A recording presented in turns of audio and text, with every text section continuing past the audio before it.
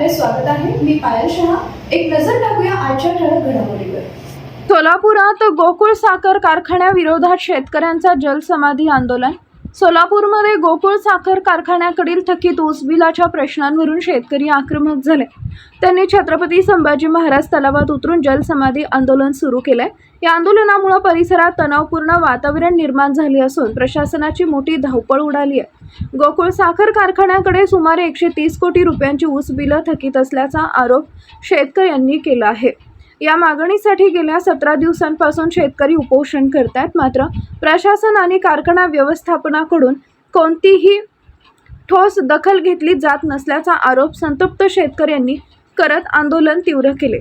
शेतकऱ्यांनी यापूर्वी जलसमाधी आंदोलनाचा इशारा दिला होता। त्यांनी बॅरिकेड्स हटवत तलावाकडे धाव घेतली आणि पाण्यात उतरून आंदोलन सुरू केलं। घटनेची माहिती मिळताच पोलीस आणि प्रशासन